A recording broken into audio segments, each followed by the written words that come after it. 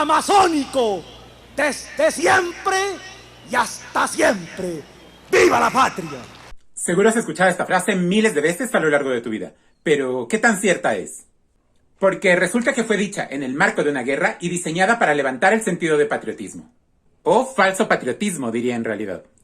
Porque la verdad, nuestro país, la República del Ecuador, nunca ha sido tan amazónica como nos han contado. Y sí, sé que nuevamente este video va a causar polémica y herir ese sentimiento de ecuatorianidad casi chauvinista que nos han inculcado a lo largo de los años. Pero como siempre digo, nuestra identidad debe dejar de ser construida sobre mitos que pueden destruirse con un soplido. Y apoyarse en la historia real, que la hará mucho más sólida. Así que vamos de una vez a romper mitos.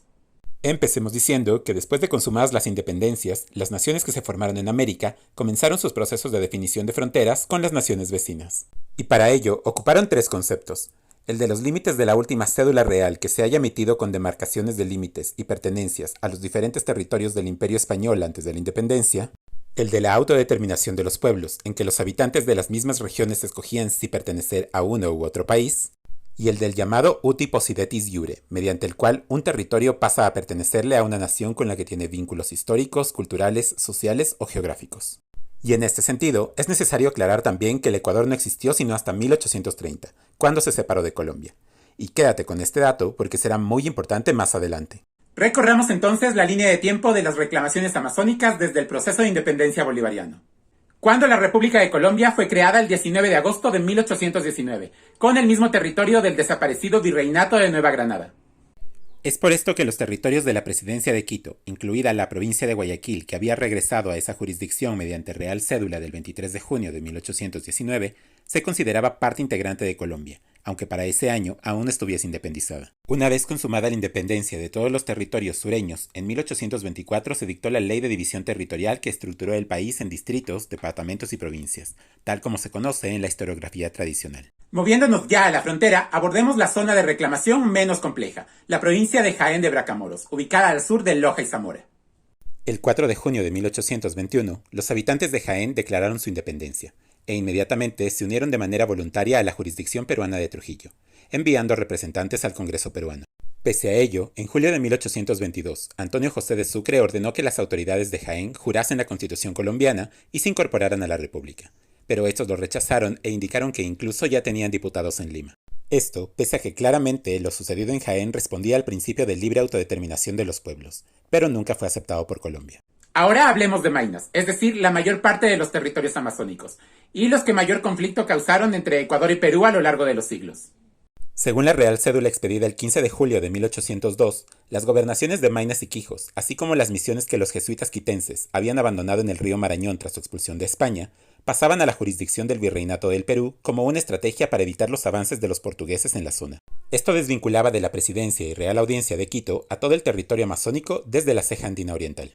Y tanto el virrey de Nueva Granada, Pedro Mendinueta, como el presidente de Quito, el barón de Carondelet, aceptaron esta decisión en documentos oficiales del año siguiente. Después de la independencia, declarada por estos territorios el 19 de agosto de 1821, sus habitantes manifestaron interés de unirse al Perú del general San Martín. Entonces, en este caso, no solo su incorporación se basó en el principio de la libre autodeterminación de los pueblos, sino que por la cédula real de 1802, también en el uti possidetis iure. Este particular fue reconocido por el mismo ministro de Relaciones Exteriores de Colombia, Estanislao Vergara, que aconsejaba a las autoridades del Departamento del Sur no gestionar el reclamo de los territorios, pues era causa perdida. Y en este punto es hora de hablar de los acuerdos posteriores a la independencia. Primero entre Colombia y Perú, que en 1823 reconocieron mediante el convenio Galdeano-Mosquera que los límites serían los mismos que los virreinatos de Perú y Nueva Granada en 1809, pero este sería rechazado por el Congreso colombiano, dejándolos sin validez. En 1828, Bolívar inició la Guerra Gran Colombo-Peruana, para que al primero se le devolviesen las provincias de Tumbes, Jaén y Maynas, ignorando por completo que sus habitantes habían decidido incorporarse a Perú de manera libre y voluntaria tras la independencia. Este conflicto finalizó con la batalla de Tarqui, en la que el ejército colombiano de Sucre y Flores derrotó a los peruanos y los expulsó de los territorios que habían ocupado en Guayaquil, Loja y Machala. En 1829 se firmó el Tratado de Guayaquil, que ofrecía la paz entre ambas naciones y establecía una comisión para los límites. Por el lado colombiano, se buscaba que el límite se estableciera en el río Marañón-Amazonas, desconociendo una vez más el principio de libre autodeterminación de los pueblos de Maynas, que habían declarado su anexión voluntaria a Perú tras la independencia.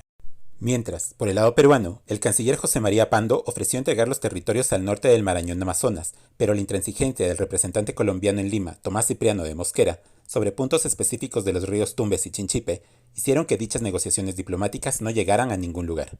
Estas negociaciones fallidas serían el famoso protocolo Pedemonte Mosquera, que, pese a todo, nunca se ha podido respaldar con ningún documento, por lo que es muy probable que en realidad nunca se haya firmado. De hecho, el mismo Mosquera aclaró en su libro publicado en 1843 que había dejado Lima sin solucionar el asunto de los límites.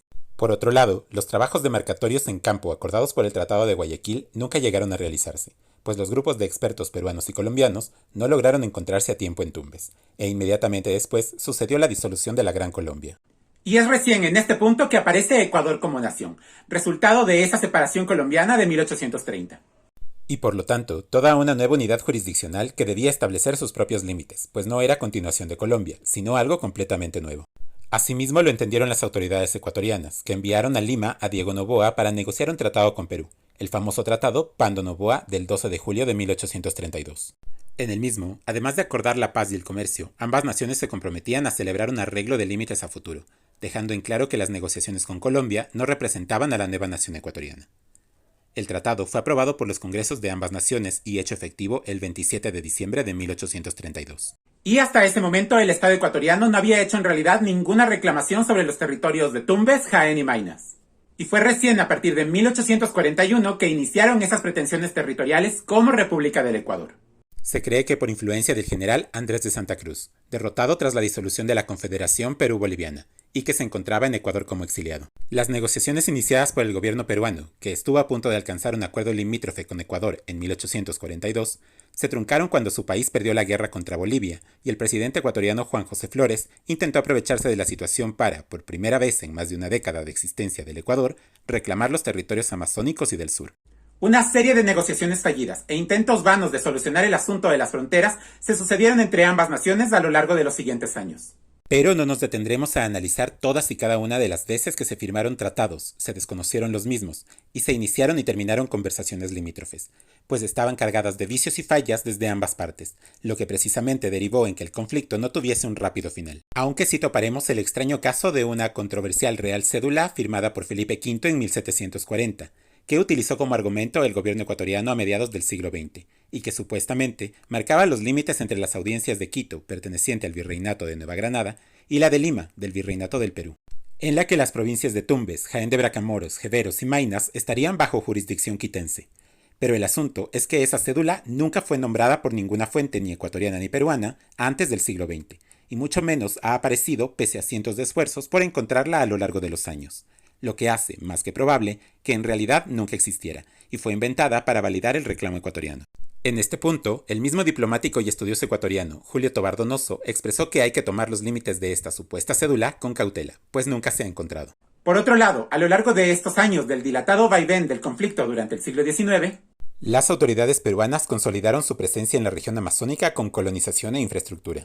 Mientras que, por otro lado, las autoridades ecuatorianas se habían limitado al reclamo diplomático y en la práctica no pudieron colonizar de manera efectiva ni siquiera las tierras más cercanas a la cordillera.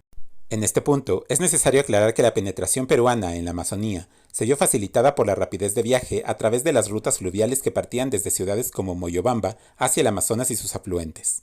Mientras que en Ecuador el descenso de la cordillera hacia la llanura amazónica continuaba siendo un obstáculo casi infranqueable, lo que además causaba que no se viera a esas tierras como productivas o de algún interés más allá que el de la extensión geográfica. Esta situación ecuatoriana de abandono de las tierras amazónicas se revirtió recién en el siglo XX, es decir, hace apenas un siglo. Con la consolidación de las ciudades orientales y el establecimiento de campos militares en las cabeceras de los ríos navegables hacia el Amazonas, que de paso ocasionaron alguno que otro incidente armado aislado entre los ejércitos de ambas naciones. Esto permitió fortalecer su presencia en la llanura inmediatamente posterior a la cordillera, formada por las actuales provincias amazónicas de nuestro país.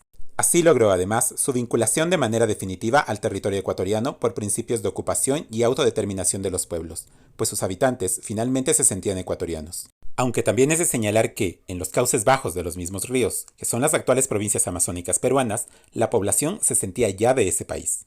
En la práctica, esta situación podría haber acabado con el conflicto, pues finalmente cada país poseía un área que social y culturalmente respondía a cada nacionalidad, pese a las reclamaciones territoriales de ambos por poseer la totalidad del territorio amazónico. Pero a la larga, las autoridades ecuatorianas y peruanas simplemente decidieron dilatar la resolución final hasta la década de 1990, cuando se firmó la paz definitiva entre ambas naciones, con los límites que los mismos pobladores de la región sentían ya establecidas desde hacía décadas. Y con esto ya conoces un poco más de la historia ecuatoriana, una que, dicho sea de paso, es bastante incómoda para nuestro orgullo nacional. Pero cuéntame en la caja de comentarios tú qué opinas, te leo. Y conmigo nos vemos en un próximo video. Un saludo para todos.